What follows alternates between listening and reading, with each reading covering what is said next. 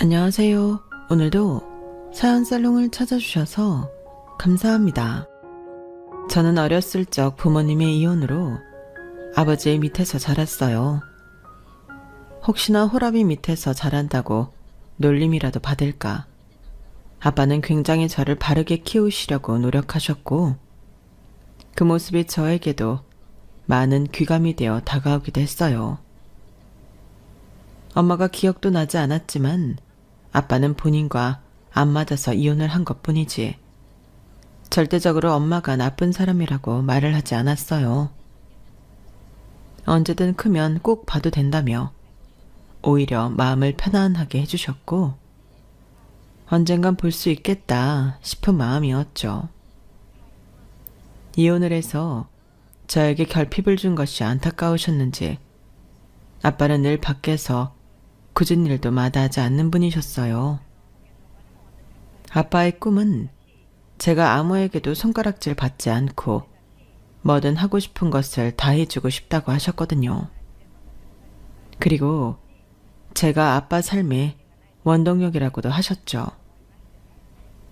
저 때문에 더욱더 어깨가 무거워지신 건 아닌가 싶은 마음이 들 때가 많았기에 언제나 죄송스러운 마음이 있었어요.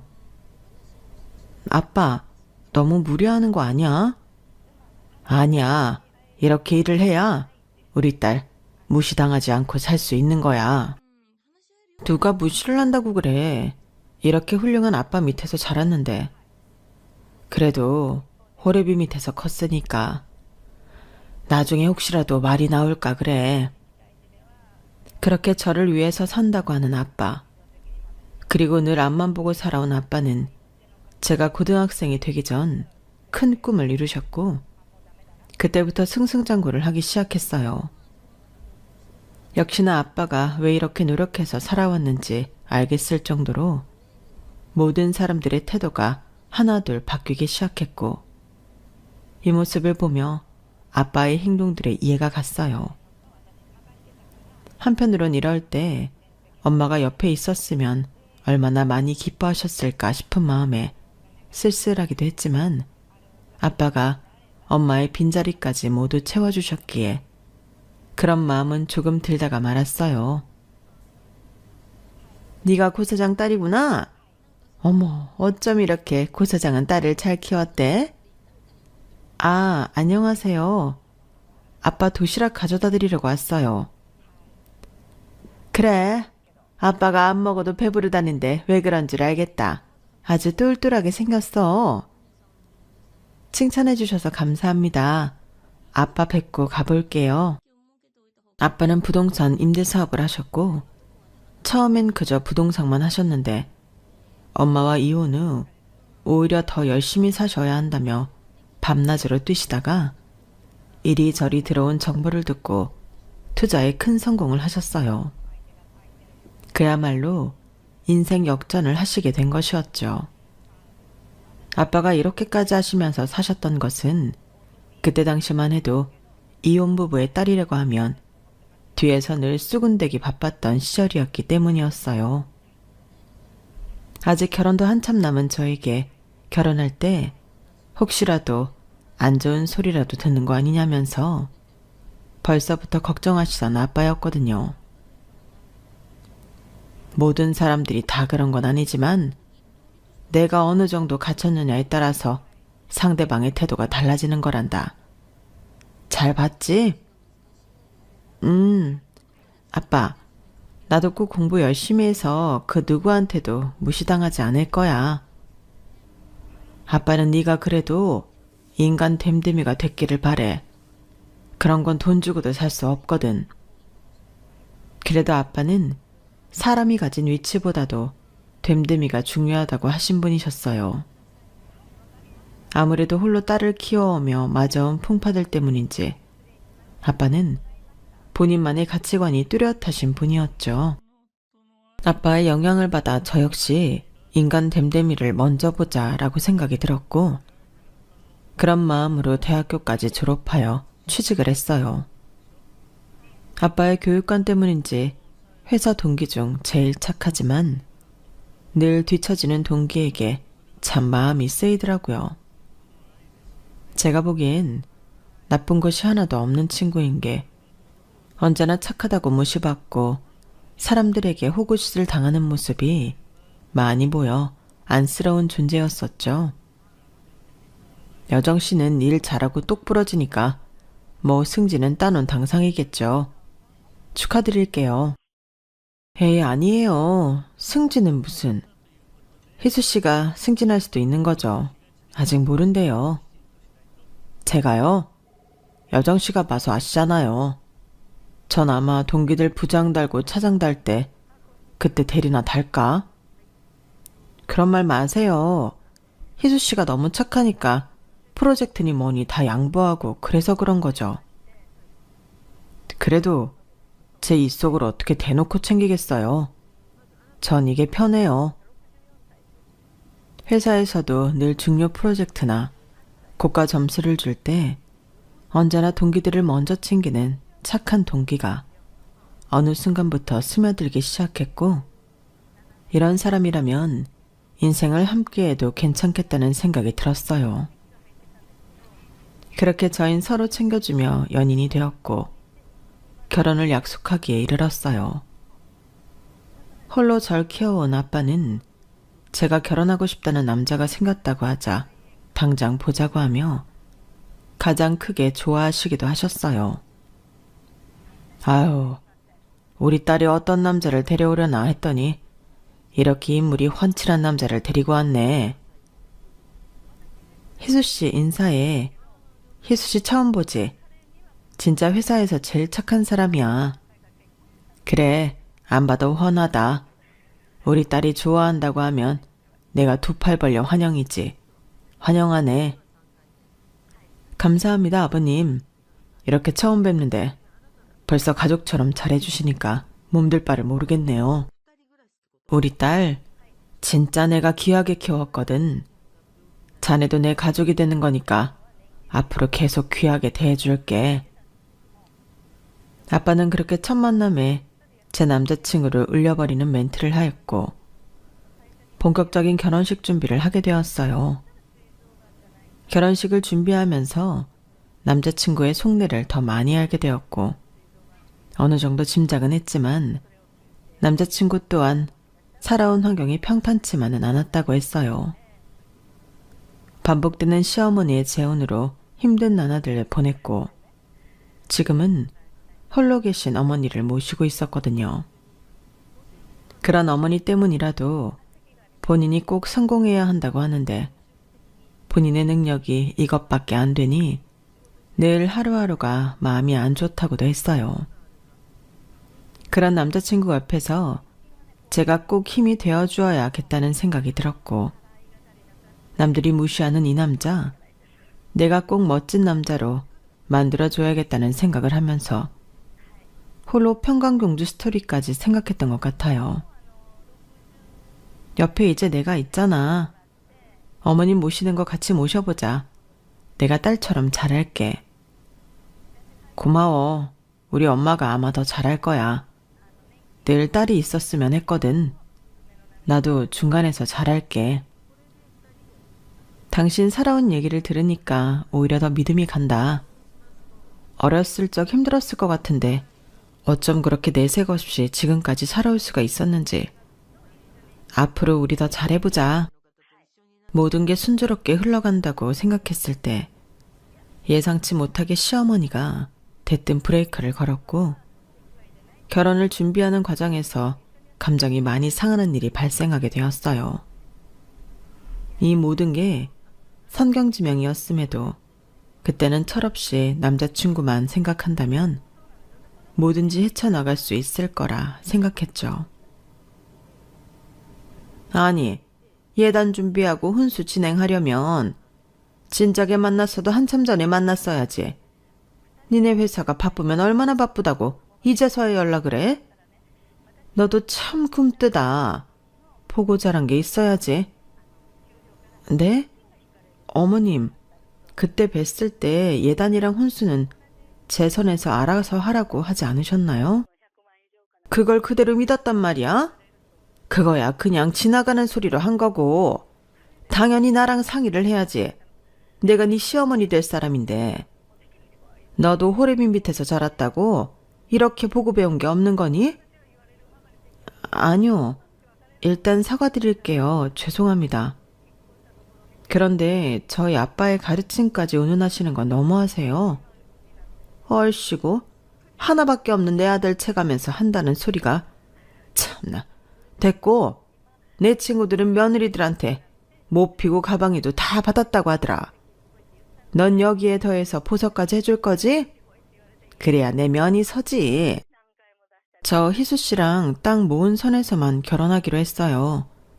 양가 부모님께 패끼치지 않고 저희가 직장 생활에서 모은 돈으로만 결혼하고 싶다고 했거든요. 어머님이 요구하는 선물은 제가 부담스럽네요. 뭐? 못해? 아무리 세상이 좋아졌다지만 엄마가 누군지도 모르는 애 며느리로 들이는데 이 정도도 못한단 말이야? 순간 머리를 망치로 한 대 맞은 것 같았어요. 남자친구만 봐서는 너무 좋았지만 도저히 저런 언행을 하는 시어머니를 평생 책임질 수 있을까 생각이 들었거든요.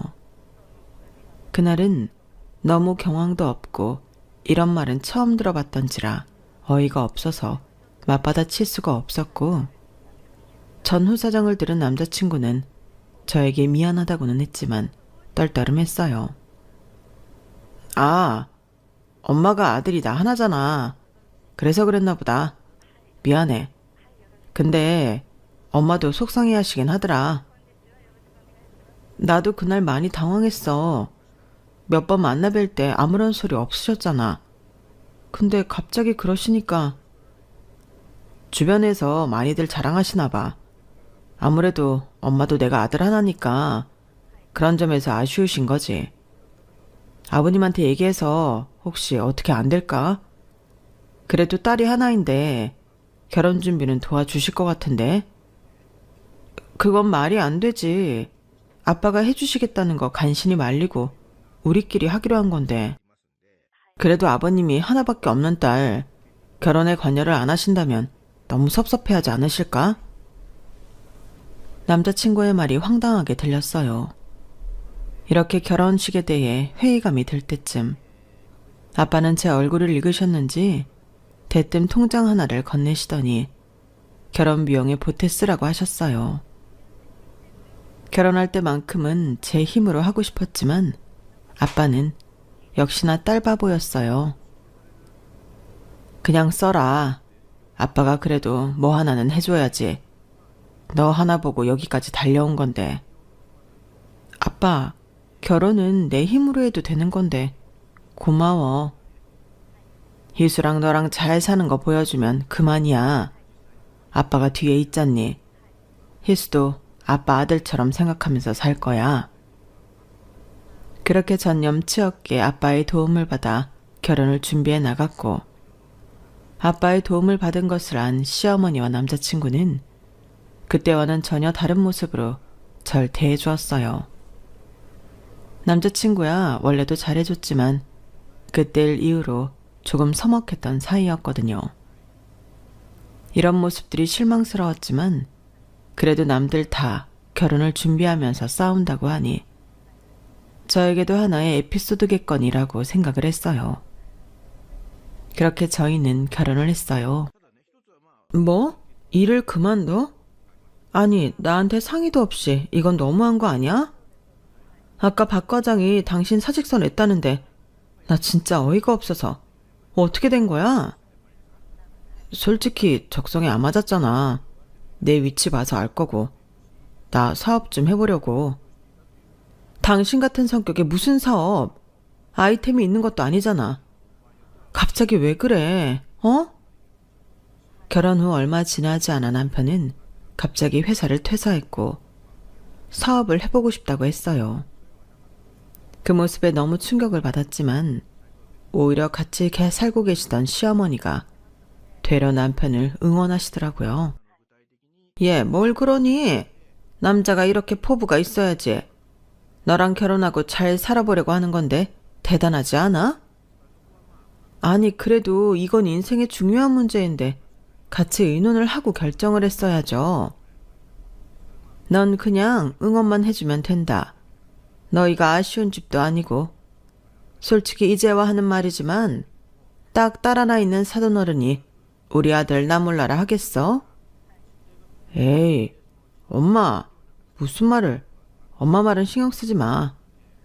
어머님, 전 결혼했고 아빠로부터 독립했어요. 여기서 아빠 얘기가 왜 나오나요? 그냥 엄마는 또 내가 사업하자고 하니까 하시는 소리지. 당신은 무슨 그렇게 날이 서 있어. 그래, 그냥 내 아들 생각해서 한 소리다. 너 초치는 소리 할 거면 그만 얘기하고 응원이나 해줘. 당장 아무런 대책도 없이 사업을 한다며 회사를 그만둔 남편이 철이 없어 보였어요. 그리고 막막하였죠. 퇴직금으로 뭔가를 해보겠다고 이리 뛰고 저리 뛰어다니는 남편이었지만 큰 소득은 없어 보였어요. 내가 뭔가를 도와주지 못할 거면 응원이라도 하자라는 마음으로 그래도 뒤늦은 응원을 해보았지만 어느 날은 퇴근하고 돌아와 보니 시어머니와 남편이 울고 있었어요. 아니, 왜 식탁에서 이러고 계세요? 당신은 이게 다 무슨 일이야? 그게 사실은 엄마가 얘기해요. 내 입으로 절대 말 못하니까. 어떡하니? 누가 큰 돈 만들어준다고 해서 거기에 홀랑 투자를 했는데 그 사람이 날라먹은 거야. 우리 아들 불쌍해서 어떡해, 어? 다 내 죄다, 내 죄야. 네? 퇴직금을 날려요? 아니, 누가 큰 돈을 만들어줘요, 이 세상에. 남 배불려 줄 거면 본인 가족들을 배불려 줬겠죠. 당신은 이런 것도 나한테 상의 안 한 거야? 진짜 미안해. 그저 큰 돈 만들어서 당신 기쁘게 해줄 생각이 그런 거야. 어이가 없다. 내가 언제 큰 돈 만들어 달랬어? 잘 다니는 회사 갑자기 그만두고 사업할 거라더니 퇴직금마저 날리고. 이것도 상의 없이. 결혼을 왜 했니? 너무 착해서 당신 같은 사람만 믿으면 될 것 같았는데 나는 그냥 당신한테 아무것도 아니었네. 얘, 가뜩이나 속상한 애를 왜 이렇게 잡어? 내가 이리 속상한데 내 아들은 오죽할까? 이마저도 역성을 드는 시어머니였고 정말 어이없는 것을 떠나서 눈물이 났어요. 착하고 사람 됨됨이가 확실할 것이라고 생각했는데 이토록 본인만 생각하는 나약한 사람인 줄 몰랐거든요. 그리고 늘 시어머니 치맛자락 뒤에 숨어있는 비겁한 남자였죠. 어디서부터 잘못됐을까 싶어 속상한 마음이 들었는데 저를 더 황당하게 한 것은 그런 남편이 저희 아빠에게 부탁을 하였고 아빠는 저를 위해 그 부탁을 들어주신 것이었어요. 모든 사실을 알게 되자 속상해서 것은 별개로 정말 화가 났어요. 당신, 아빠한테 아빠 건물에서 장사해보고 싶다고 했어? 진짜 왜 그래? 아니, 어차피 아버님이 누구한테 임대 주실 거 아냐. 그거 나 좀 달라고 했지. 일단 보증금이나 뭐나 이런 건 없지만 그래도 내가 사위이자 아들이잖아. 와, 진짜 뻔뻔하다. 어떻게 그래? 가족끼리 돈은 더 확실히 해야 하는 거야. 얘, 애 좀 그만 잡아라. 얘가 오죽하면 그랬겠니? 그게 다 우리 잘 살자고 그러는 건데. 그리고 사돈이 그렇게 잘 살면 좀 도와주실 수도 있지. 이게 가족 아니야? 시어머니의 뻔뻔한 소리에 할 말을 잃게 되었고 이때 정말 결혼 생활에 회의감이 느껴졌어요. 심성 곱고 착하면서 우직한 남자인 줄 알았는데 이리 마마보이에 본인만 생각하는 남자일 줄은 정말 몰랐거든요. 마음이 안 좋아서 생각 정리가 필요할 때쯤 아빠가 먼저 전화가 오셨고 아빠는 혹시라도 제가 마음이 불편할까 싶어 미리 선수를 치면서 제 마음을 달래주기도 했어요. 오히려 이런 아빠의 모습을 보니 죄송한 마음이었죠.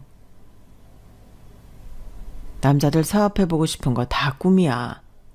그리고 너랑 결혼했으니 내 아들이나 마찬가지인데 내가 능력이 되면 도와줄 수도 있는 거지. 너무 안 좋게 생각하지 마. 그래도 남편이잖니? 아빠한테 받기만 하는 것 같아서 죄송해서 그러지. 아빠는 제 마음을 편하게 해주면서 오히려 남자들은 모두 그렇다며 저를 위로해 주었고, 그래도 아빠가 여러 번 괜찮다는 말에 저 역시 마음을 풀기로 하였어요. 이왕 하는 사업 꼭 잘 되길 바랬거든요. 내가 장인어른한테 진짜 잘할게. 아니, 우리 아버지처럼 모실 거야. 당신 그 말 꼭 지켜. 그리고 이왕 하는 사업 정말 열심히 해봐. 내 사업이니까. 당연하지. 회사 다닐 때 내 모습은 잊어줘. 보란듯이 성공할 거니까. 남편은 정말 열심히 할 거라면서 믿어달라고 하였어요. 저 역시 남편이 걱정되기는 했지만 그래도 본인 사업이니 정말 열심히 할 거라고도 믿었어요. 하지만 얼마 가지 않아 남편이 아니란 태도는 지속되었어요. 당신 오늘 출근 안 해? 물건 들어오는 날이라며. 물건 받아야 하지 않아? 아, 그거 그냥 문 앞에 두고 가라고 했어. 천천히 나가서 수량 확인하면 돼. 수량 꼼꼼히 체크해야 하지 않을까? 에이, 괜찮다니까. 거기 거래처 실수하는 곳 아니라서 천천히 해도 돼. 제 눈에는 남편이 아니란 모습을 보이는 것 같아 실망스럽더라고요. 물론 첫 사업을 시작하고 대박을 바란 건 아니었지만 남편이 하는 행동을 보고 느꼈어요. 이 사업이 얼마 가지 못하리라는 걸요. 이번 달엔 적자네. 하긴 첫 술에 배부르겠어. 다음엔 분발해야지. 당신 열심히 하긴 하는 거야? 지금 우리가 둘뿐이라 뭐 내 월급으로 생활이 가능하다고 하지만 아이라도 태어나봐. 그래도 우리 나이가 있는데 조금 더 앞날에 대비해야 하지 않을까? 아버님이 힘들고 어려울 때 언제나 말하라는데 뭐가 걱정이야. 나 진짜 장가 잘 간 것 같아. 뭐? 지금 우리 아빠를 믿고 있단 말이야? 당신 제정신이야? 내가 아버님을 내 아버지처럼 여겨서 편하게 말하는 건데 뭘 그렇게 정색을 해? 남편은 제가 알던 사람이 맞나 싶을 정도로 변해 있었어요. 아니, 원래 이런 사람이었고 제가 사리 분별을 못해서 생긴 일이었죠. 정말 착한 것 빼고는 모두 다 꽝인 남편이라고 생각이 들었어요. 하지만 그럼에도 참을 수 있었던 것은 남편 심성이 곱고 저희 아빠를 정말 친아버지처럼 모시려고 했던 거예요. 이런 사람이 또 있을까 싶을 정도로 아빠 먼저 생각하는 사위여서 사실 고마운 마음이 들긴 들었어요. 당신 화 많이 났지? 미안해. 어쨌든 아따네는 그래도 잘해보려고 한 건데 용기도 없고 포부도 없는 참. 나 참 나약해. 죽기 아니면 까무러치기라는 마음이면 뭘 못하겠어. 우리 아빠도 날 위해 그렇게 사셨기도 했고. 더 노력할게. 아니야, 매일 이런 소리나 해서 미안해. 당신은 그럴만하지. 아, 맞다. 다음 주에 장인어른 건강검진이신데 내가 모시고 갈게. 당신 바쁘잖아. 당신이 시간이 돼? 우리 아버지 일인데 뺏어라도 가야지. 고마워, 그렇게 생각해줘서. 그래, 사람이 어떻게 완벽할 수 있겠어요. 그저 이런 부분에선 모자라지만 내가 더 벌면 되니까 참고 넘어가자라고 생각하게 되었죠. 그래도 아빠한텐 정말 끔찍이 잘해서 아빠도 좋아했거든요. 하지만 이렇게 좋은 생각만 하려고 했던 저에게 일어나서는 안 될 일이 일어나고 말았고, 그 소식은 건강검진을 받고 온 친정 아빠의 암 진단 소식이었어요. 평생 생각도 못한 병이어서 그런지 충격이었죠. 사실이야? 당장 수술해야지. 수술하면 괜찮다고는 하지? 해봐야 알지.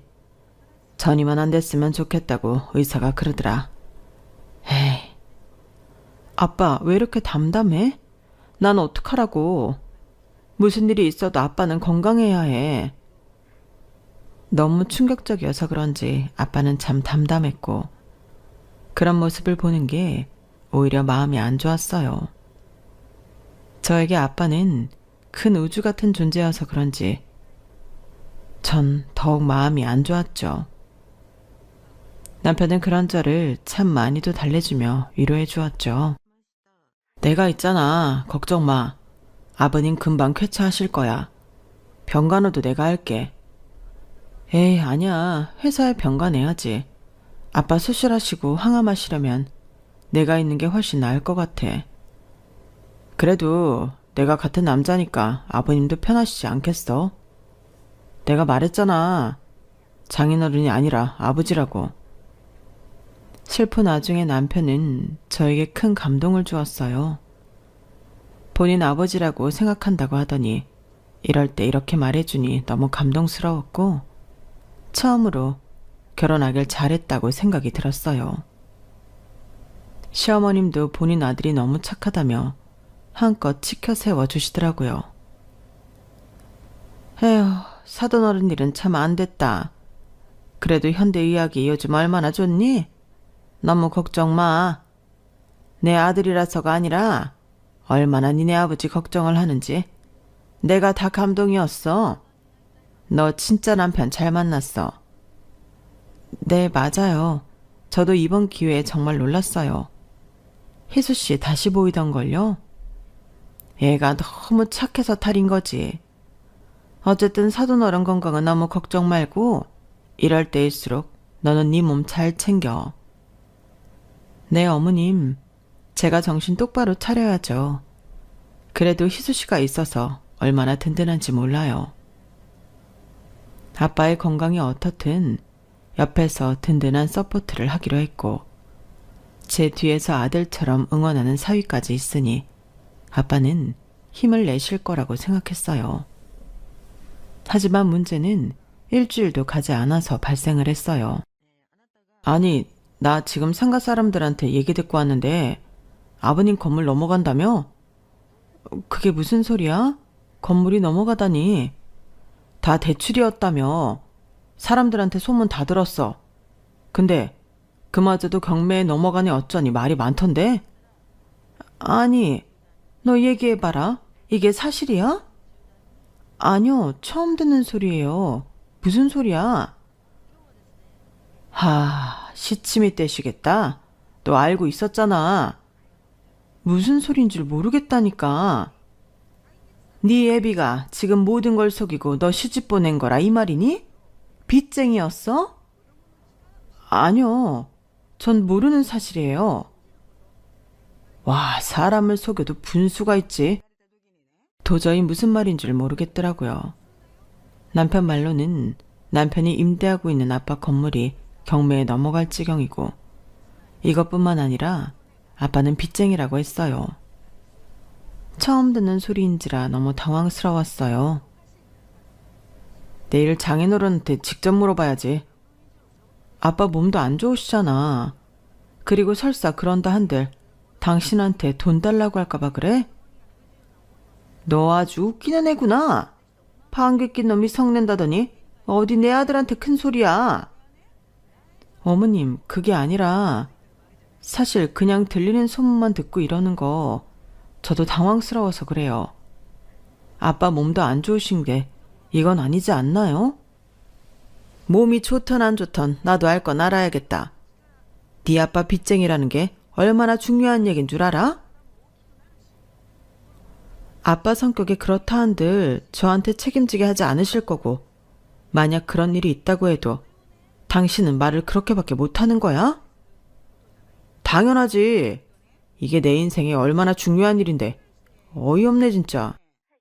처음 보는 남편의 얼굴이었고 저 역시 당황했어요. 그리고 다음날 아침이 되어 남편은 싫다고 하는 저의 손을 이끌고 친정으로 달려갔어요. 아픈 아빠에게 이런 모습을 보이는 게 맞나 싶은 마음이 들었어요. 아니, 이 아침에 자네랑 여정이가 웬일이야? 중요하게 확인해야 될 게 있어서요. 건물 임대인들이 그러는데 장인어른 순 빚쟁이에 이 건물도 넘어가게 생겼다면서요? 그게 사실입니까? 헛, 소문 한번 빠르구만. 아빠, 그게 무슨 소리야?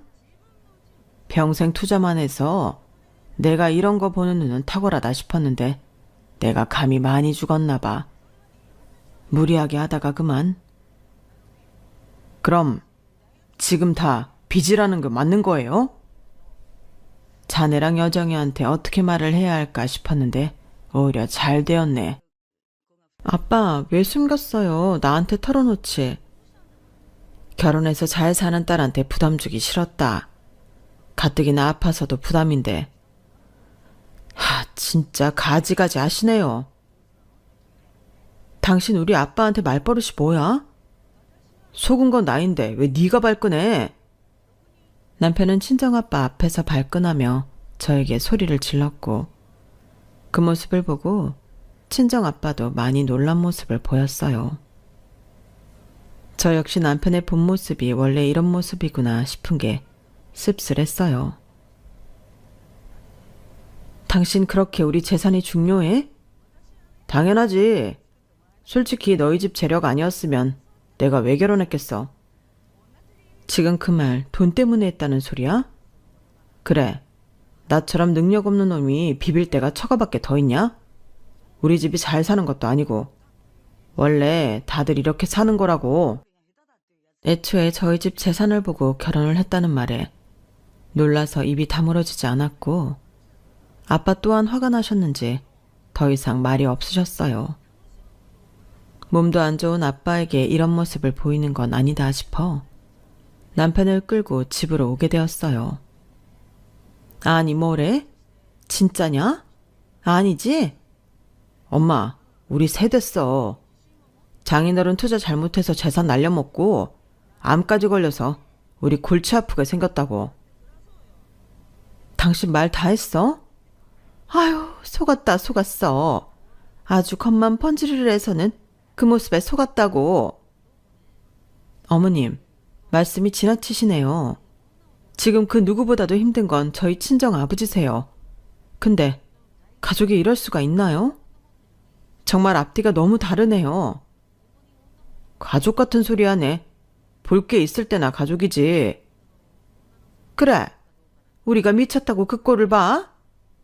그게 무슨 소리예요? 막말로 너희 애도 없잖냐? 그런데 뭐하러 우리 아들이 그런 꼴을 봐가면서 너를 데리고 살겠어. 무일푼에 아픈 양반 모셔야 하는 네 처지를 말이야. 그건 엄마 말이 맞아. 난 그렇게 못 살아. 언제는 아버지처럼 여긴다더니 시어머니까지 합세하여 완전히 돌변한 모습을 보이는 남편이었고 그 모습에 이번 생의 결혼 생활은 다 글러먹었다 싶었어요. 하지만 이 와중에도 아까 그런 모습을 보며 슬퍼하실 친정 아빠를 생각하니 마음이 아팠어요. 내가 이렇게 너한테 뒤통수를 맞을 줄은 몰랐다. 아픈 아버지의 빚쟁이 친정이라니. 진짜 쇼킹이야. 당신 진짜 뻔뻔하다.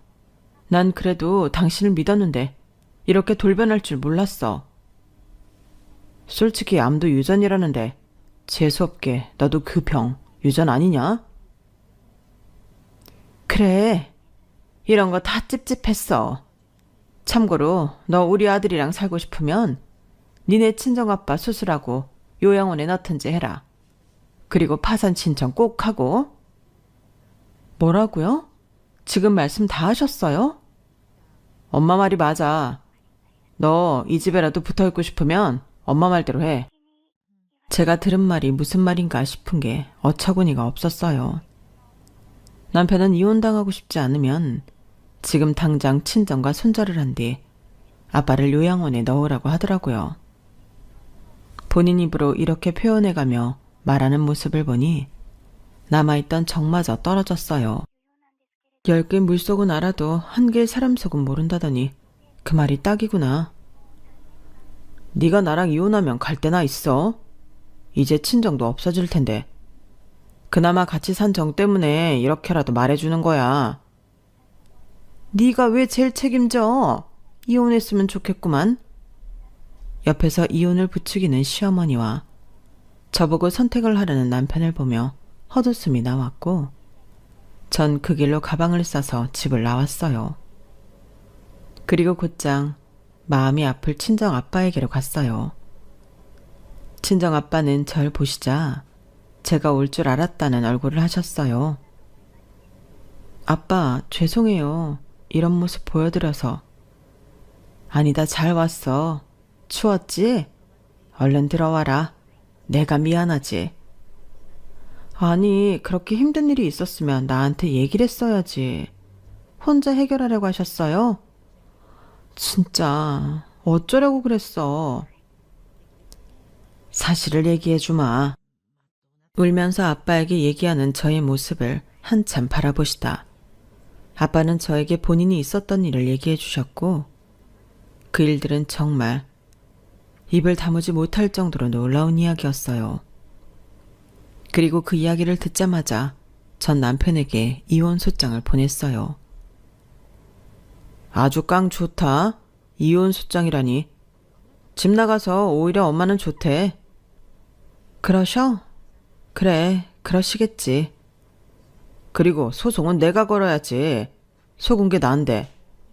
회사 다닐 때부터 부티나게 하면서 날 홀린 게 너잖아.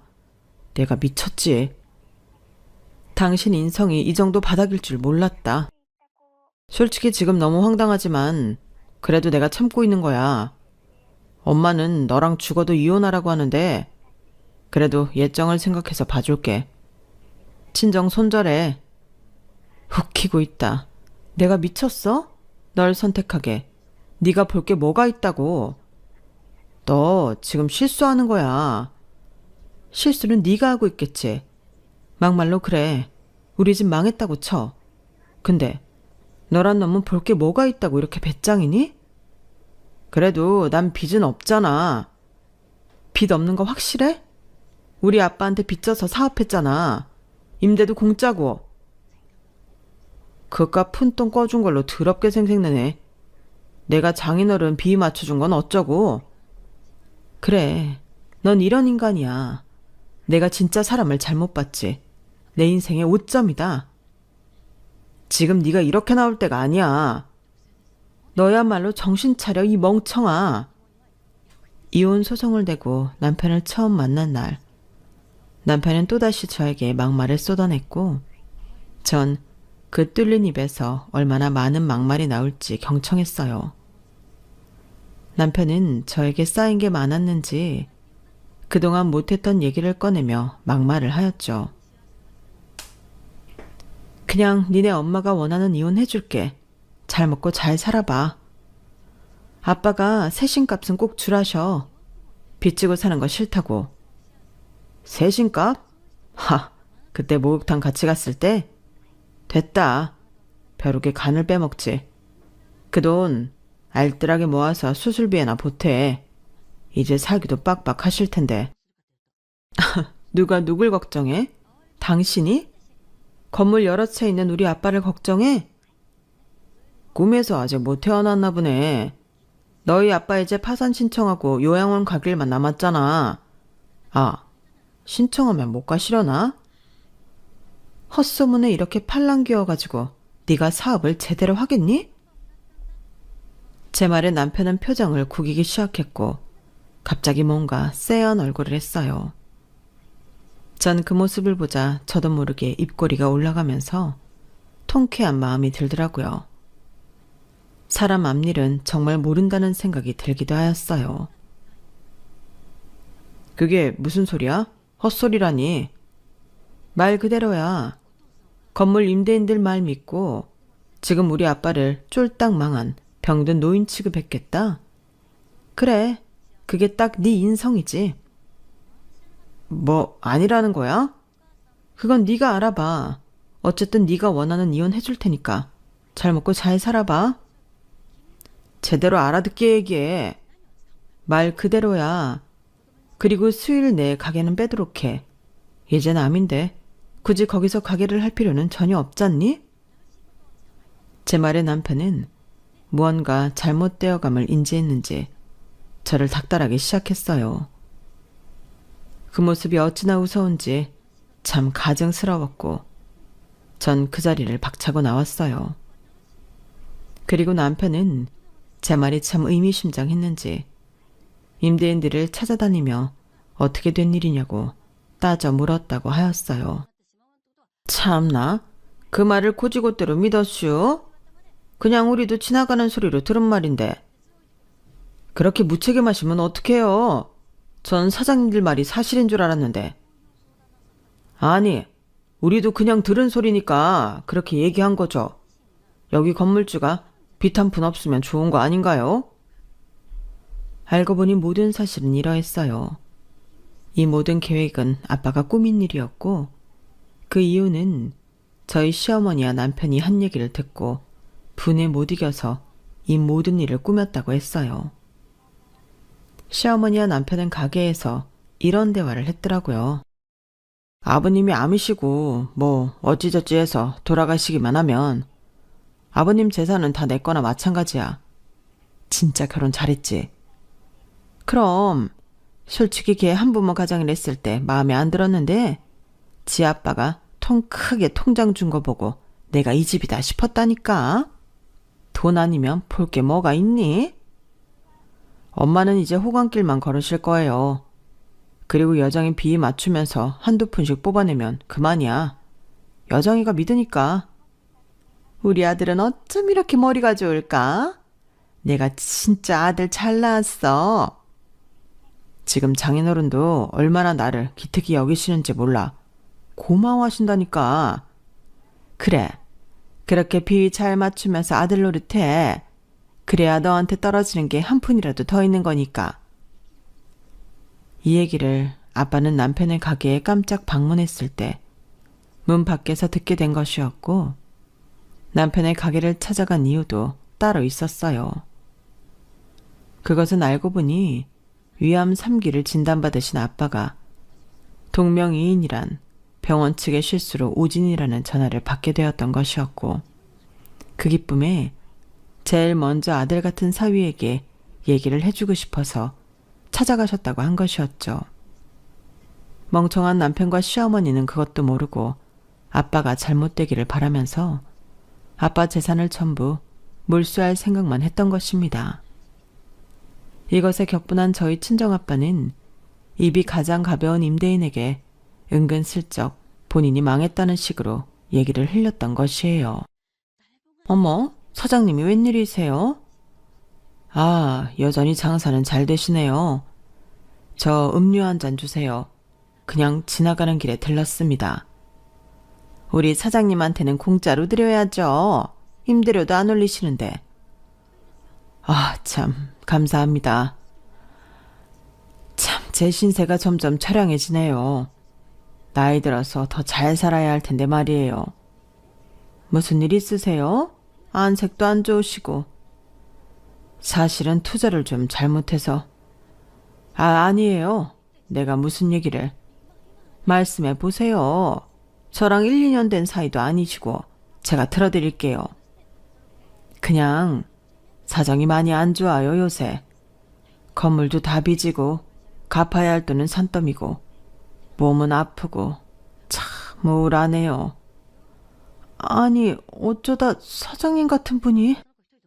이 얘기를 철석같이 믿은 임대인은 어느새 모든 임대인들에게 소문을 내었고 그 소문이 남편의 귀에까지 들어가게 된 것이었어요. 그리고 남편은 아프고 돈도 없는 아빠를 그럼 돌볼 필요가 없다고 생각해서 저와 아빠에게 그런 막말을 했던 것이었어요.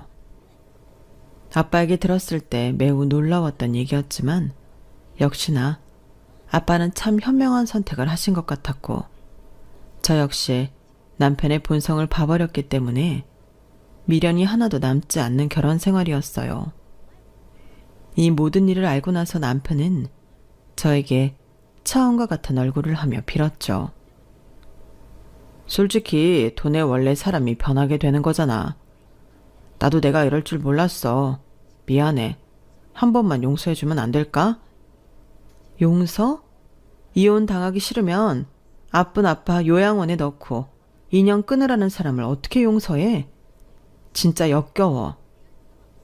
엄마가 장인까지 모시는 건 골치 아픈 일이라고 하셔서. 엄마 말이라면 자다가도 넌 벌떡 일어나지? 어쩜 이렇게 무능력할까? 착한 게 아니라 모자란 거였어.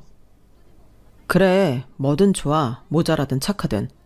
그냥 우리 예전처럼 지내자. 내가 장인어른한테 싹싹 빌고 사죄할게. 사죄할 필요 없어. 이혼 도장이나 찍어. 아무리 빌어도 제가 끄떡하지 않자 남편은 시어머니까지 대동하여 회사 앞까지 찾아왔어요. 두 모자의 뻔뻔함에 정말 실소가 나왔지만 어디까지 비나 보자 싶어 만나는 주였어요. 그리고 절 보자마자 시어머니는 무릎을 꿇더라고요. 야, 나한테 많이 서운했지?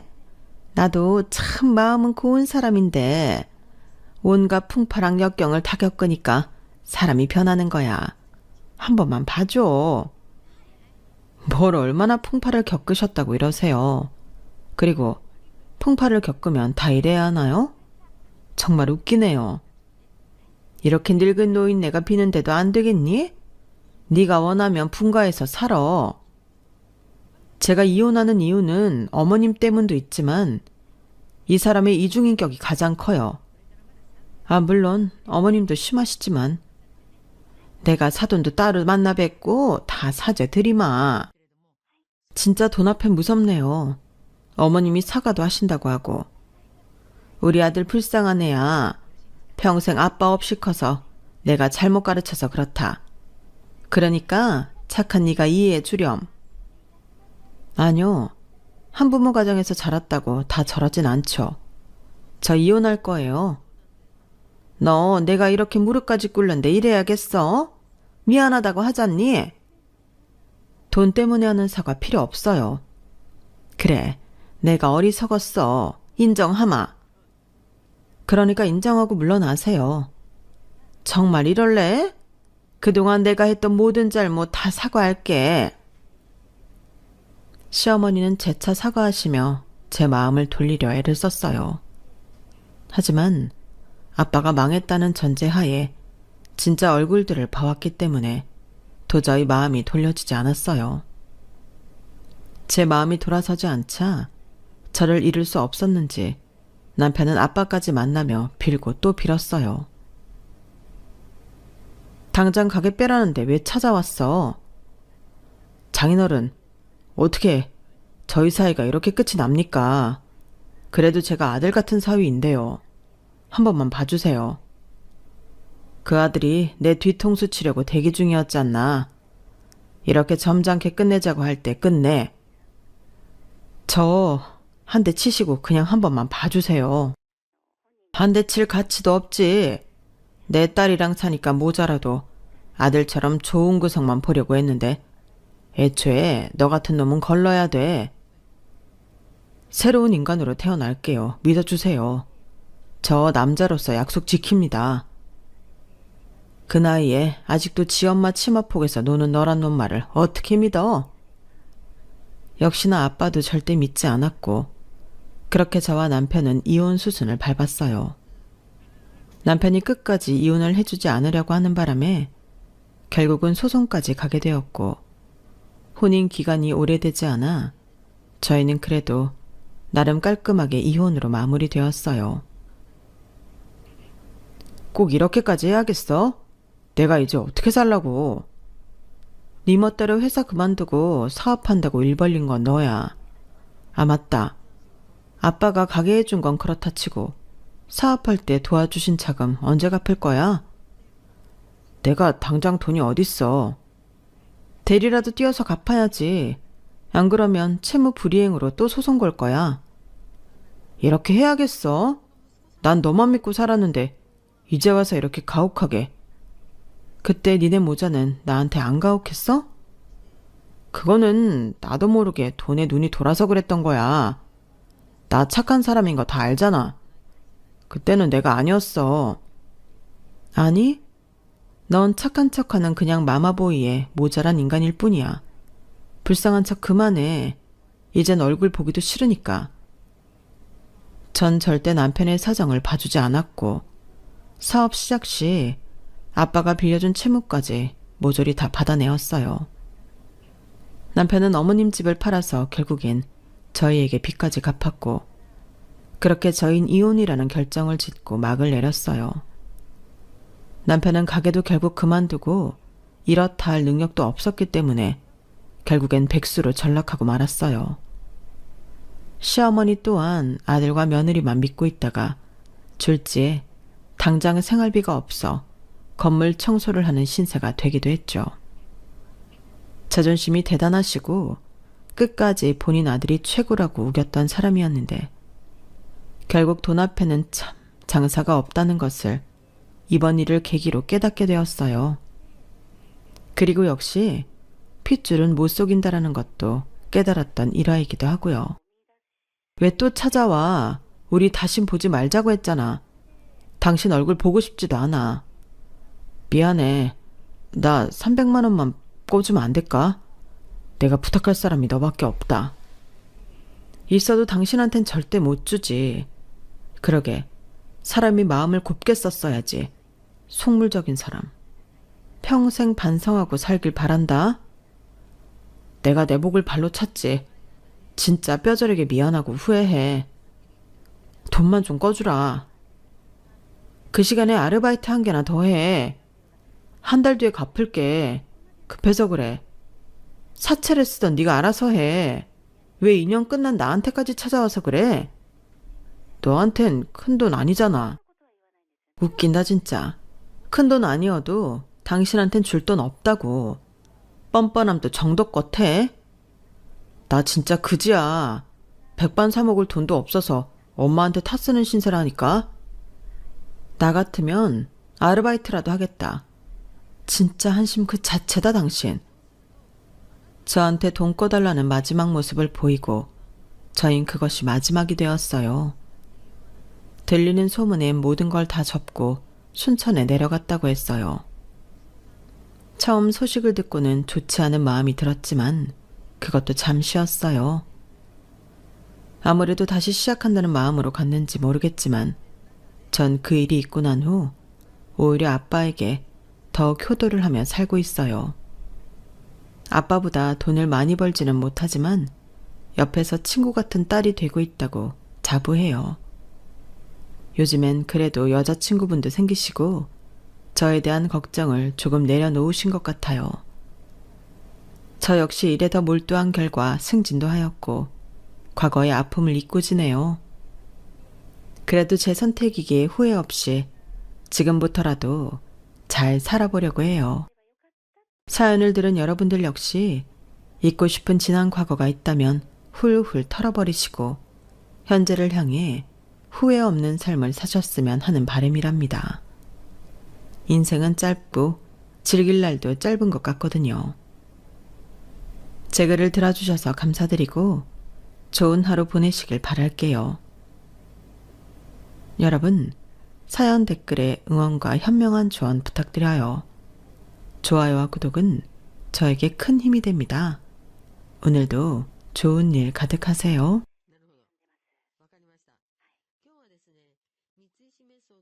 안녕하세요. 오늘도 사연 살롱을 찾아주셔서 감사합니다. 나이 40에 인생 로또를 맞은 여성이에요. 사실 인생 로또랄 게 뭐 있겠어요. 생각지도 못한 순간 내 인생을 순식간에 뒤집을 만큼의 엄청난 행운을 거머쥐는 거죠. 그러니 최근에 저희 집에서 벌어진 사건은 저희 부부에게 있어 가히 인생 로또라고 해도 과언이 아닐 거예요. 저희 부부는 참 독특한 인연으로 결혼을 하게 되었어요. 이상하게 들리겠지만 저는 친구 아들과 결혼을 했거든요. 부수적인 설명 없이 이렇게만 들으면 늙은 여자가 뭐 하는 짓이냐고 다들 한 소리 하시겠지만 저 그렇게 파렴치한 사람은 아니랍니다. 시어머니와 저는 친구 사이는 맞지만 나이 차이가 많이 나는 여행 친구였어요. 어머님과 제가 처음 만난 곳이 비행기 안이었거든요. 당시 저는 8년간 다니던 회사를 그만두고 이직을 하려던 참이었어요. 재입사까지 중간에 뜨는 기간을 이용해 재충전을 위한 유럽 여행을 계획하고 있었죠. 하지만 후임 배정이 늦어지는 바람에 2주가량 더 근무하게 되었고 그 바람에 남은 일정이 짧아져 유럽 여행은 포기하게 되었어요. 고작 해야 일주일 남짓 시간을 보낼 수 있겠더라고요. 그 기간 동안 갈 수 있는 곳은 가까운 일본이나 동남아 정도가 고작이었어요. 관광이 아닌 휴양이 목적이다 보니 일본보다는 동남아, 그 중에서도 태국으로 선택하게 되었어요. 번잡한 곳은 싫어서 과거 태국 왕실 사람들의 휴양지였다는 후아인으로 정했어요. 방콕 수완나폰 공항에서 벨트레브를 이용하면 바로 후아인 숙소까지 갈 수 있어서 시간 절약도 되고 좋겠다 싶었거든요. 거기다 조용하고 깨끗한 데다 해안가라서 동남아 분위기 팍팍 풍기는 게 휴양지로는 딱이었어요. 그렇게 오른 방콕행 비행기 안에서 저는 운명적인 만남을 갖게 된 거예요. 바로 시어머니와의 만남이었죠. 어머님도 저도 혼자 여행을 온 상황이라서 서로 이야기가 잘 통했어요. 이렇게 만난 것도 인연이라고 여행 기간 중에 종종 만나서 함께 밥도 먹고 장거리 일정이 있을 때는 택시비도 반반 나눠서 내고 그랬어요. 나이는 저보다 20살 남짓 많았지만 여행 패턴이나 취향이 비슷해서 나이 차이가 느껴지지 않을 만큼 편했어요. 그래서 한국에 돌아온 이후에도 일정을 맞춰서 함께 여행을 다니곤 했어요. 그러다 하루는 제게 소개해줄 사람이 있다고 해서 약속 장소에 나갔다가 지금의 남편을 소개받게 되었어요. 우리 큰아들이야, 김민수. 이쪽은 내 여행 친구 장성은 씨. 인사해. 내가 딱 보니까 둘 다 같은 과야. 나이도 비슷하고 연애에 소질 없는 것도 똑같은 게 모르긴 해도 둘이 쿵짝이 아주 잘 맞을걸? 혹시 알아? 이것도 인연이라고 둘이 결혼까지 하게 될지. 그럼 나한테 옷 한 벌은 해줘야 하는 거 알지? 어머님 머릿속에는 이미 우리가 결혼식까지 다 끝낸 것 같았어요. 그런데 제 입장에서는 말이죠. 의심쩍은 게 한둘이 아니었어요. 일단 나이요. 어머님이랑 저랑 정확히 22살 차이가 나거든요. 그런데 제 나이가 31란 말이죠. 남편은 저보다 4살 연상이고요. 53세, 35살의 아들이 있다? 그럼 고등학생 때 아이를 낳았다는 건데 어머님은 멀쩡히 고등학교를 나오셨거든요. 요즘 세상에도 고등학생이 애를 낳으면 온전히 학교를 다니기 힘든데 하물며 30년 전이라면 어림도 없는 일이죠. 그래서 내내 찜찜한 표정을 지었더니 어떻게 알아채시고는 어머님이 그러시는 거예요. 우리 민수 내 친아들 아니야. 내가 민수 아빠랑 재혼했거든. 설마 그런 이유로 우리 민수 싫다고 하는 건 아니지? 그래서 그런 게 아니에요. 나이 차이 때문에 모자 관계를 의심했던 건 사실이지만요. 그것뿐이에요. 그래? 그럼 둘이 얘기 좀 잘해봐. 난 약속이 있어서 가봐야 하니까. 좋은 시간 보내. 비록 시어머니 주선으로 만나게 됐지만 남편과 저는 어머님 예상대로 통하는 점이 많았어요. 만난 지 얼마 되지 않았는데 10몇 년 만난 사이처럼 문자에 전화에 틈날 때마다 만나서 수다도 떨고 데이트를 했어요. 잃어버린 내 영혼의 반쪽 같다는 생각이 들 정도였어요. 이런 사람이라면 미래를 함께해도 좋겠다는 생각이 들 만큼 함께 있으면 마음이 편하고 하루 종일 즐겁게 대화를 나눌 수 있을 것 같았어요. 이런 제 심경 변화에 저 스스로도 놀랄 정도였죠. 사실 제가 30이 넘도록 결혼 생각을 안 하고 살았던 건 남자에 대한 트라우마 때문이었어요. 대학 시절 사귀었던 남자한테 가스라이팅을 당했어요. 처음에는 제 주위에서 사람들을 떼어내더니 이후에는 제 자존감을 바닥까지 떨어지게 만들더군요. 자기 없이는 제가 아무것도 못하는 사람처럼 만들었어요. 그냥 말로만 들으면 이게 가능한 일인가 하시겠지만 이건 정말 당해보지 않은 사람들은 몰라요. 모 연예인이 그런 일로 26억을 날리고 삶을 포기할까도 생각했다고 하잖아요. 그 기사를 보면서 남일 같지 않더라고요. 그 연예인이 어떤 심정으로 살았는지 누구보다 잘 알고 있었으니까요. 사람을 정신적으로 죽이는 것과 같거든요. 남자친구의 강압이 심해진 건 제가 교환학생으로 뽑혀 영국에 있는 유명 대학에 가게 되면서였어요. 네가 교환학생으로 뽑혔다고? 네가? 하, 이제 교환학생도 개나 소나 다 가는구나. 그래서 진짜 가려는 건 아니지? 네 주제 그 대학 간다고 뭐가 달라지겠냐? 내가 장담하건대 네 수준으로는 수업도 제대로 못 알아들을걸? 괜히 돈 낭비하지 말고 일찌감치 정신 차려. 내 영어 실력이 그렇게 형편없지는 않아. 오빠도 알잖아. 물론 원어민만큼은 아니겠지만. 넌 그게 문제야. 영국 가서 비벼보면 어떻게든 될 거라고 생각하지? 네가 뭘 할 수 있는데. 여기서도 친구 하나 없는 왕따 주제에 거기 가면 뭐 달라지겠어? 사람들이 너랑 상대나 해주겠냐? 외국 애들한테 호구당할 게 뻔한데 어떻게 그걸 모르냐? 꼬라지도 구질구질해서 누가 너랑 놀아주겠냐고. 주변에서 축하해주는 거 진심인 것 같지? 그 사람들 네가 언제 시궁창에 처박히나 그거 보려고 일부러 그러는 거야. 나나 되니까 너한테 이런 충고라도 해주는 거라고. 정신 차려 병신아. 주제를 알아야지.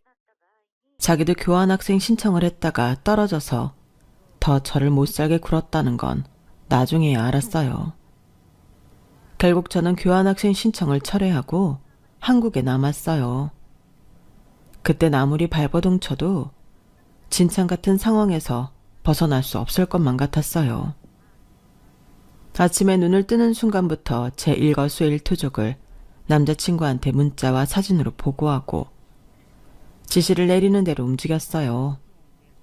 문자가 조금만 늦어도 폭언이 쏟아졌고 사람들 앞에서 저를 무시하고 깎아내리는 건 다반사였어요. 힘들게 용기를 내서 관계를 끊으려고 하면 협박도 불사했어요. 남자친구 손에서 절대 빠져나갈 수 없을 것만 같았죠. 이러니 취업 준비는 제대로 됐겠어요. 결국 이력서를 냈던 모든 회사에서 모조리 떨어진 저는 대학에 유급 신청을 했어요. 이렇게라도 대학에 적을 두고 있어야 그나마 취업에 유리하다고 해서 그런 거죠. 반면 남자친구는 그의 취업에 성공을 했어요. 그러자 아주 기세등등해졌죠. 저를 무시하는 행동은 전보다 더 심해졌지만 얼마 뒤 기쁜 소식을 접할 수 있었어요. 남자친구한테 여자가 생긴 거죠. 꽤 잘 사는 집 딸 같았어요. 어떻게 알았냐고요? 남자친구한테 못 보던 명품 가방과 지갑, 명품 구두가 생기기 시작했거든요. 저랑 사귀면서도 데이트 자금이며 물티슈 하나까지 제 돈으로 쓰던 인간이 그런 고가의 제품을 자기 돈을 주고 샀을 리 없죠. 게다가 전보다 저를 단속하는 전화며 문자가 현저히 줄어든 것도 다른 타깃이 생겼기 때문이란 합리적 의심이 들게 했어요. 그리고 얼마 뒤 제 예상대로 남자친구는 저 몰래 양다리를 걸치던 걸 들키고 말았어요. 주말에 부모님과 아울렛에 갔는데 거기에 남자친구가 웬 여자와 함께 쇼핑을 하고 있더라고요. 그냥 쇼핑만 했다면 사촌이라거나 지인이라고 둘러댈 수도 있겠지만 벤치에 앉아 키스를 하는 장면에서 제게 딱 걸린 거라서 발뺌도 할 수 없게 되었죠. 그런데 이 인간이 오히려 적반하장으로 나오는 거예요. 네가 제대로 취업만 했어도 내가 딴 사람한테 눈 돌릴 시간이 있었겠냐? 멍청한 게 취업도 못해서 빌빌대는데 내가 널 어디까지 이해해줘야 해? 탓을 하려거든 멍청한 네 탓을 해. 엄한 사람 파렴치한 인간으로 몰지 말고. 무식하면 용감해진다더니 지가 어떻게 나한테 따질 생각을 해? 어이가 없어서 정말.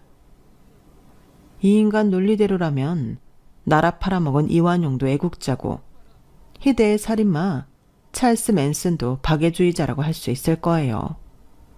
그런데 순간 이런 생각이 들더라고요. 이놈은 아주 약해 빠진 놈이구나. 지 잘못을 온전히 책임지지도 못할 만큼 어리고 형편없는 모질이었어. 그러니 사람 마음을 조종해 거머리처럼 틀어붙어 살아가지. 정작 상대에게 의존을 했던 건 내가 아니라 이놈이었구나. 내가 왜 이런 나약해 빠진 놈을 두려워했을까? 생각이 거기까지 미치자 눈앞에 서 있는 남자친구가 한없이 가소롭게 보였어요. 그래서 그 길로 바로 변호사 사무실을 찾아갔어요. 수년간 제게 가스라이팅을 통해 금품을 갈취하고 인간관계를 파괴하고 정신적으로 괴롭혀온 거에 대해 고소를 하고 보상을 받으려고요. 아마 소장이 날아들 때까지도 이 인간은 내가 여전히 자기를 두려워하고 있다고 생각했을 거예요. 법정에서 다시 만난 전 남자친구는 한없이 구질구질하고 보잘것없는 모습이더라고요. 제 앞에서 그리 당당하게 굴던 인간이 합의금 좀 깎아보겠다고 무릎까지 꿇고 질질 짜는 걸 보니 허탈하기까지 했어요. 결국 재판은 제 승소로 끝이 났고 그동안 전 남자친구한테 갈취당했던 돈과 정신적 육체적 피해 보상까지 받아낼 수 있었어요. 재판이 시작되고서야 제가 수년간 이런 일을 당했다는 걸 알게 된 부모님은 많이 힘들어하셨어요. 부모님 탓이 아닌데도 말이죠. 부모님의 그런 모습 때문에라도 앞으로는 제대로 어른스럽게 살아가야겠다는 생각이 들었어요. 취업 준비도 열심히 하고 스터디 그룹에 참여해 대인관계도 다시 쌓아가기 시작했죠.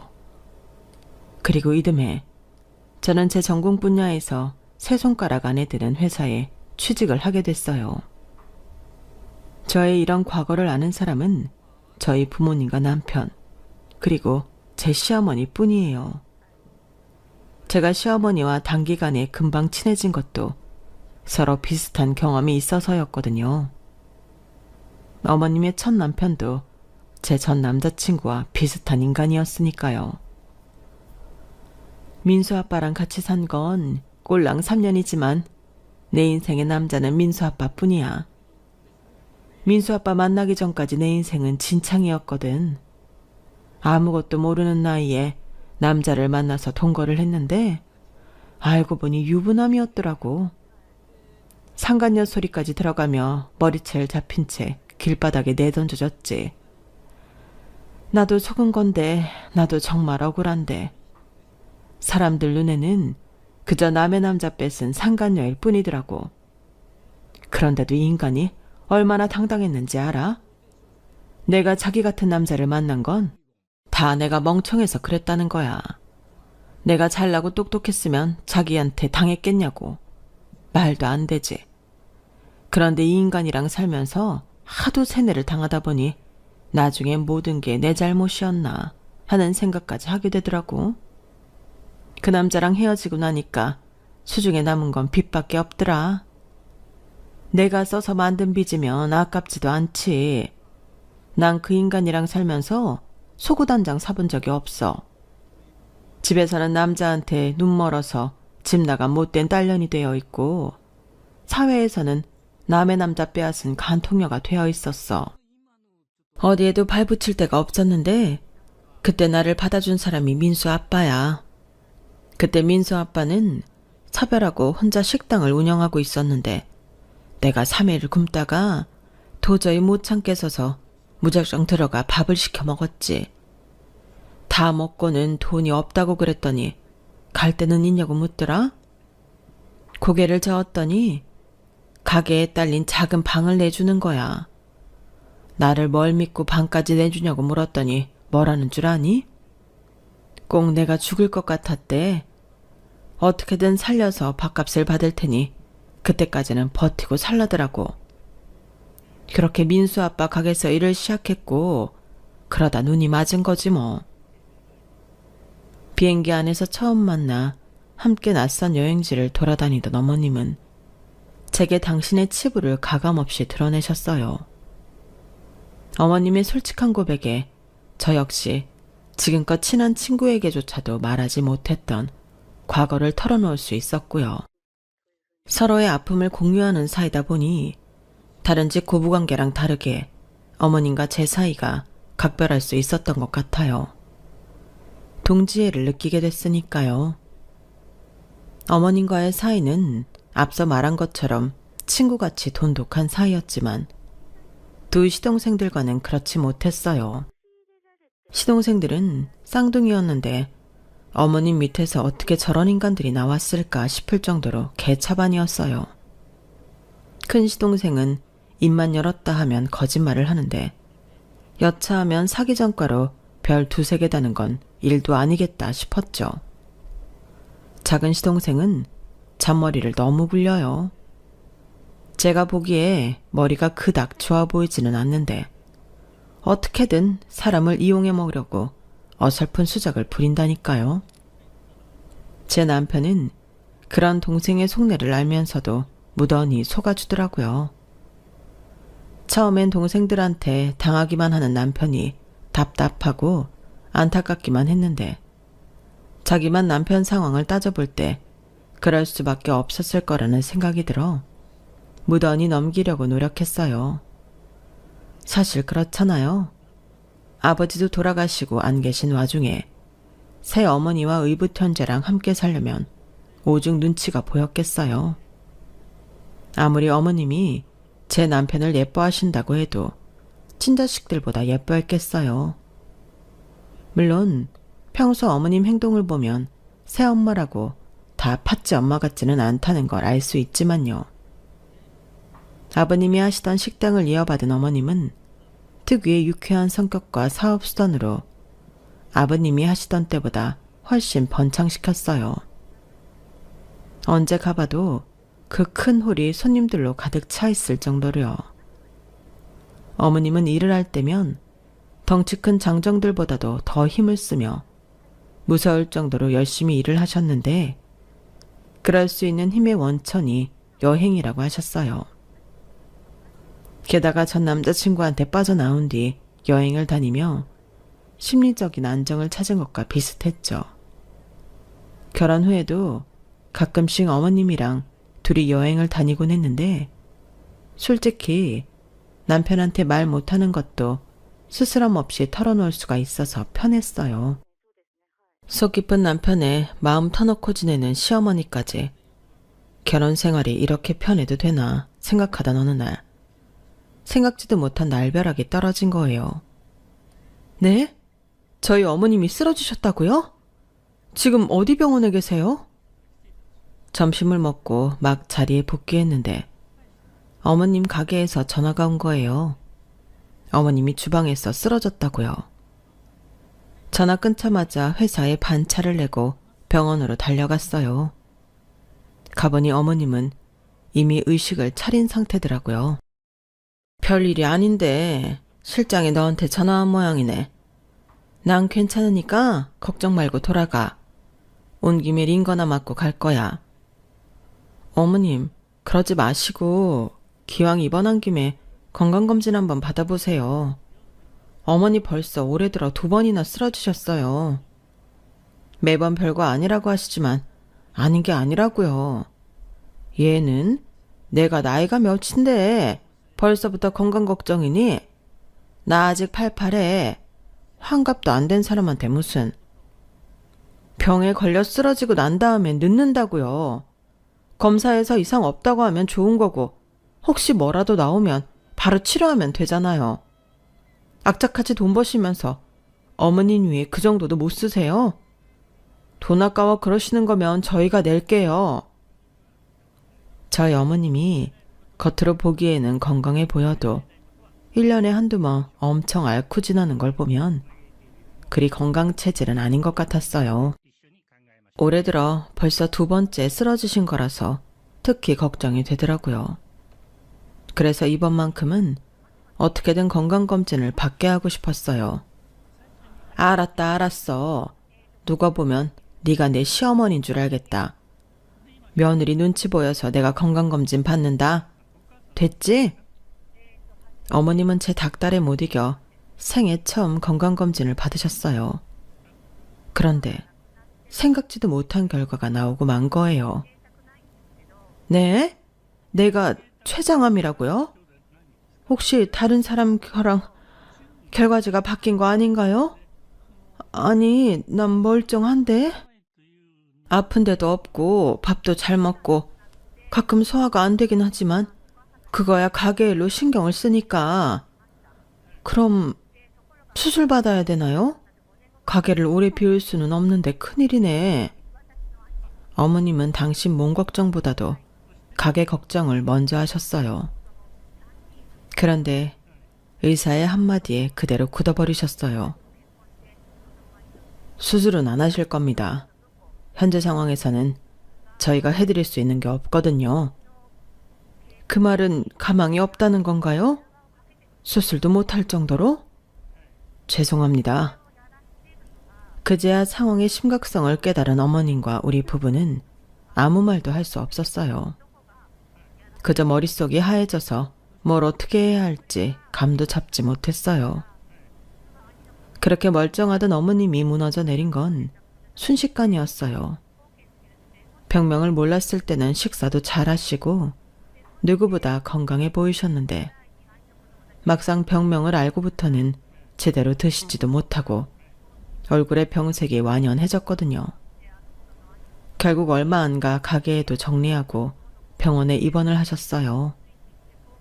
상태가 너무 안 좋아져서 집에 혼자 계실 수가 없었거든요. 물론 시동생들과 함께 살고 계시긴 하지만 남자들이라 그런가 엄마가 아프다는데도 신경들을 안 써요. 지들 놀 거 다 놀고 먹을 거 다 먹고 다녀도 어머님 모시고 병원 한번 가는 꼴을 못 봤어요. 나이가 어리기라도 하면 말도 안 해요. 둘 다 저랑 동갑이니까요. 오히려 피 한 방울 안 섞인 제 남편은 퇴근길에도 본가에 들러 어머님 상태를 보고 오고 주말엔 저와 함께 본가에서 살다시피 하는데 친자식들이 왜 저러나 몰라요. 그러다 보니 어머님이 한밤중에 응급실에 실려간 것도 한두 번이 아니에요. 그것도 어머님이 직접 119에 전화해서 응급실에 실려가신 거니 말 다 했죠. 그래서 생각 끝에 어머님을 입원시키기로 했어요. 저랑 남편이 직장 생활을 하고 있어서 온종일 어머님을 돌볼 수가 없어서요. 그랬더니 시동생들이 뭐라는 줄 알아요? 진작 입원시키지 그랬어요. 아이씨, 그동안 얼마나 신경 쓰였는지 알아요? 다른 집들은 시어머니가 아프면 며느리들이 직장이고 뭐고 그만두고 병수발한다는데 형수는 사람이 왜 그래요? 보면 참 이기적이야. 큰도련님, 지금 그걸 말이라고 하세요? 이기적이요? 누가 누구한테 할 소린데 그래요? 며느리니까 직장 그만두고 시어머니 병수발하라고요? 그럼 친자식인 도련님들은 뭐 하고요? 자기 부모가 아픈데도 밤 늦게까지 술 마시고 나이트 가고 툭하면 스키장에 놀러가면서 자기 엄마 병수발은 남의 집 딸한테 하라고 하는 게 이치에 맞는 소리냐고요. 지나가는 사람을 자꾸 물어보세요. 지금 도련님들 행동이 정상적인지 아닌지를요. 지금까지 말 안 하고 참고 있었는데요. 나이 먹어서 그러고 살면 안 돼요. 어머님 돌아가시면 제일 불쌍해지는 게 누군지 잘 생각해 보라고요. 아이씨, 뚫린 입이라고 멋대로 짓거리긴. 야, 기집애가 어디서 따박따박 말대꾸야. 내가 네 친구냐? 네 시동생이야. 그럼 말 가려가며 하라고. 그리고 엄마 죽는다고 왜 우리가 불쌍해지냐? 엄마 가게 판 돈도 있고 이 집도 있는데. 너 설마 우리 엄마 유산 탐내고 있는 건 아니지? 야, 씨. 이거 아주 칼만 안 들었지 강도가 따로 없네. 이봐, 잘 들어. 부모 없는 네 남편 우리 엄마가 먹여주고 재워주고 대학까지 보내줬으면 감사한 줄이나 알아. 건방지게 남의 부모 유산까지 탐내지 말란 말이야. 엄마 죽으면 니네한텐 10원 한 장 줄 생각 없으니까 그렇게 알라고. 네가 아무리 우리 엄마 앞에서 알랑방구를 끼워도 한 푼도 안 줄 거라고. 알았어?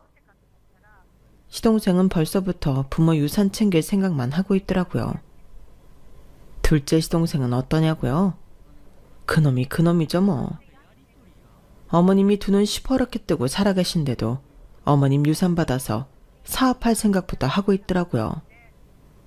다니던 직장까지 그만두고 본격적으로 사업 구상을 한답시고 여기저기 쑤시고 다니는데 정말 욕밖에 안 나왔어요. 저것들이 내 형제라면 비 오는 날 먼지나게 두들겨 패버렸을 텐데 그러지 못하는 게 아쉬울 따름이었어요. 그날 시동생과 한판하고 집에 돌아가 남편한테 있었던 일을 다 얘기했더니 남편이 한숨을 푹 쉬더라고요. 여보, 어머님 불쌍해 죽겠어. 어떻게 친자식들이 이럴 수가 있어? 남인 나도 이렇게 안 됐는데. 어쩜 어머님 배에서 난 자식들이라는 것들이 그러냐고. 솔직히 나 어머님 유산에 아무 욕심 없지만 그래도 그 인간들 손에 들어가는 건 정말 싫어. 차라리 어머님이 전 재산 다 사회에 환원하고 가셨으면 좋겠다고. 자긴 화도 안 나? 왜 입국 다물고 아무 말도 안 해? 그러자 남편이 착잡한 표정으로 얘기를 시작했어요. 성은아, 네가 뭘 걱정하는지 잘 아는데 걱정할 필요 없어. 걔들 어머니 재산에 손 못 대.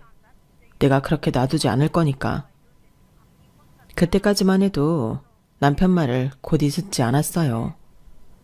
안 그래도 의붓 형제한테 죽어 사는 남편인데 퍽이나 유산 문제로 쌓일 수 있겠냐 싶었거든요. 그래도 다행이라면 다행일까요? 병원에 입원하신 이후로 어머님 병세에 차도가 있었다는 거예요. 규칙적으로 식사를 하고 약도 제대로 드시니까 아무래도 집에 혼자 방치됐을 때보다 혈색도 많이 좋아지셨더라고요.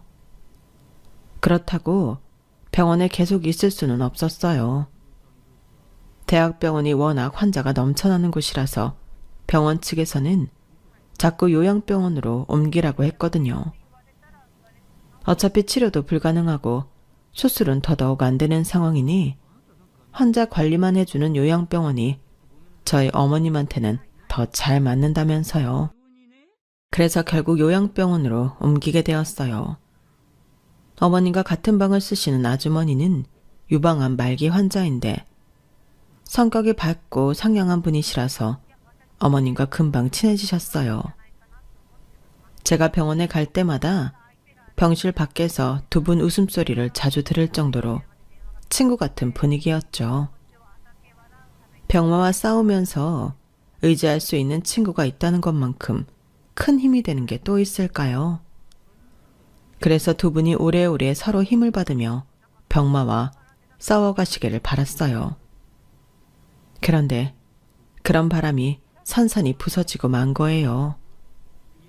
한동안 상태가 괜찮았던 어머님이 갑자기 병세가 악화되셔서 의식 없는 채로 지내게 되신 거죠. 그런데 그 와중에 두 시동생이 병원으로 들이닥친 거예요. 처음엔 어머님 건강이 걱정돼서 온 줄 알았는데 알고 보니 다른 이유가 있더라고요. 아씨, 내가 기가 막혀서 말이 안 나오네. 형, 도대체 엄마한테 무슨 짓을 한 거야? 형이 어떻게 했길래 가게 정리한 돈이 다 형 계좌로 들어갔냐고. 형수도 알고 있었죠? 우리 엄마를 어떻게 구워 삶았길래 그 돈이 다 당신들한테 갔냐고. 둘째 형, 지금 그게 문제가 아니야. 우리 집 명의가 큰형 이름으로 돼 있더라고. 집값이 올라서 지금 그 집이 얼만 줄이나 알아? 자그마치 10억이야. 10억. 두말할 거 없어. 그냥 양심 있으면 그 집 명의 내 앞으로 돌려줘. 그거 우리 엄마 집이잖아. 아닌 밤에 홍두깨라고 두 형제는 그간 병원에 코빼기 한번 안 비추더니 갑자기 나타나 알아듣기 힘든 소리만 짓거려댔어요. 둘이 사전에 조율이 안 됐는지 나중엔 서로 진명이 가지고 싸우기까지 하더라고요. 야, 막내는 웃긴다. 그 집을 왜 네 명의로 해? 엄마 큰아들인 내가 있는데 당연히 내 명의로 해야지. 작은 형은 엄마 가게 정리한 돈 받으면 되잖아. 그리고 작은 형이 그동안 사고치고 돈 물어준 게 한두 푼이야? 깽값 물어준 돈만 해도 1억은 되겠다. 아 몰라 씨발 1억인지 2억인지 나는 잘 모르겠고 암튼 내 건 내 거야. 그때였어요. 평소 큰소리 한 번 안 내는 남편이 불같이 화를 내며 두 형제를 바닥에 매다 꽂았어요. 그리고 나직한 목소리로 말했죠. 이 버러지만도 못한 새끼들 같으니라고. 니들 눈에는 돈만 보이고 사경을 헤매시는 어머니는 안 보이니? 그깟 돈 때문에 어머니 앞에서 이런 추태를 보여도 되는 거냐고. 그래, 내가 말로 한다고 니들이 들어먹을 놈들이 아니지. 한 번만 말할 테니까 똑똑히 들어. 어머니가 운영하시던 가게 내 아버지 가게였어. 아버지 돌아가실 때 어머니가 내 명의로 바꿔주신 거라고. 니들은 그동안 어머니가 벌어오는 돈에만 관심 있었지. 가게가 누구 거인지는 상관 안 했잖아. 안 그래? 그런다고 그 가게를 형이 갖는 게 말이 돼? 왜 말이 안 돼? 내 아버지 재산을 아들인 내가 물려받는 게 뭐가 잘못된 거냐고. 그리고 그 집도 그래. 처음부터 우리 부모님이 살던 집이야. 돌아가신 우리 어머니랑 우리 아버지가 벌어서 산 집이라고. 그걸 왜 니들이 탐내냐?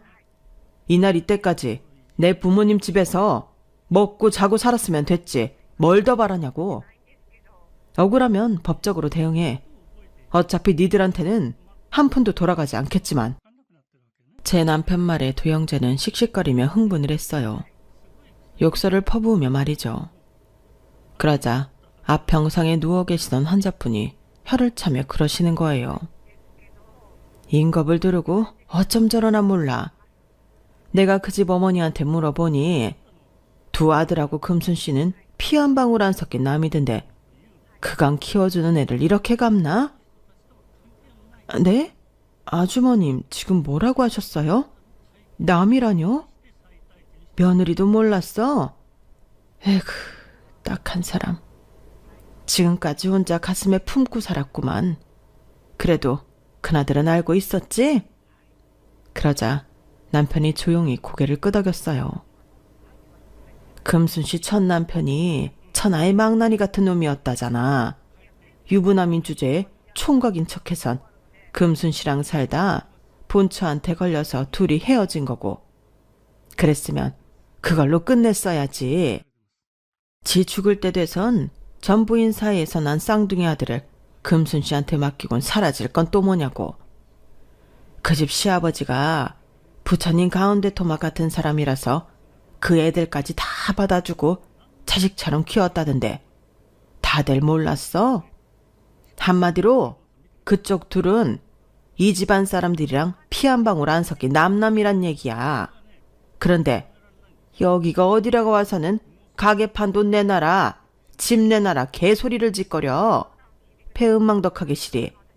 나 자야 되니까 둘 다 나가.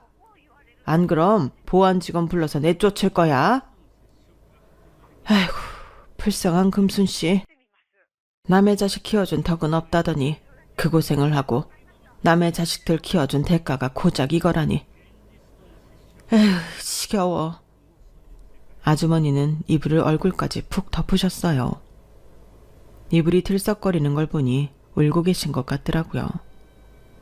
느닷없이 출생의 비밀을 알게 된 두 형제는 세상 다 잃은 표정을 하고는 병실을 나갔어요.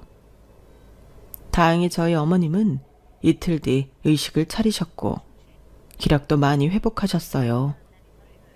그 일이 있고 얼마 뒤 남편은 두 동생들을 찾아가 최후 통첩을 했어요. 딱 1년이야. 니들이 이 집에서 살 수 있는 기간 말이야. 1년 뒤에는 무슨 일이 있어도 니들 이 집에서 내쫓을 테니까 그때까지 막노동을 하든 대리운전을 해서라도 니들 살 집 준비해. 그리고 다시는 어머니 병원에 널씬도 말고. 지금까지 니들 봐주고 산 건 다 어머니 때문이었는데 니들이 병든 어머니한테 하는 꼴을 보니 더 이상 봐줄 필요가 없을 것 같아. 이걸로 니들과 내 인연도 끝낼 테니까 알아서 니들 살 궁리해. 그 말에 두 형제는 싹싹 빌며 제 남편한테 눈물의 사과를 했지만 이미 마음을 굳힌 남편은 눈길조차 주지 않았어요. 그 후로도 1년이 지난 지금 저희 어머님은 더 이상 이 세상에 안 계세요. 몇 번의 고비를 넘기시고는 잠이 드신 채 조용히 눈을 감으셨거든요. 그리고 두 시동생은 끝까지 진상짓을 하다가 결국 1년도 못 채우고 집에서 쫓겨났어요. 집문서를 훔쳐서 사금융의 대출을 받으려다 걸려서 남편이 경찰에 신고를 했거든요. 피는 못 속인다고 자기 친부랑 아주 똑같은 짓거리를 하다가 그나마 있던 기회마저 놓친 셈이었죠. 그럼 앞에서 제가 말씀드린 로또는 뭐냐고요? 그 로또는 바로 우리 아기예요. 어머님 첫 기일을 맞아 제사를 준비하다가 음식 냄새가 역하게 느껴지더라고요. 친정엄마가 그 얘기를 들으시고 혹시 애가 들어선 게 아니냐고 하셔서 테스터를 사다 검사를 했어요. 그랬더니 빨간 두 줄이 나오더라고요. 그동안 아이가 안 생겨서 시험관 수술을 염두하고 있던 차였기 때문에 기쁨은 더더욱 컸어요. 어머님 기일에 알게 된 임신이라 그런지 왠지 하늘에 계신 시어머니께서 우리 부부를 위해 힘써주신 게 아닌가 하는 생각까지 들더라고요. 염원하던 아이도 생기고 잔뜩 오른 집값 덕분에 평생 만져보기 힘든 돈까지 손에 넣었으니 이게 인생 로또가 아니고 뭐겠어요. 앞으로는 양손 가득 거머쥔 이 행운을 행복으로 이어갈 수 있도록 열심히 노력하며 살 생각입니다. 지금까지 제 사연 들어주셔서 감사드려요. 여러분들도 항상 행복하세요. 건강하시고요. 여러분, 사연 댓글에 응원과 현명한 조언 부탁드려요. 좋아요와 구독은 저에게 큰 힘이 됩니다. 오늘도 좋은 일 가득하세요.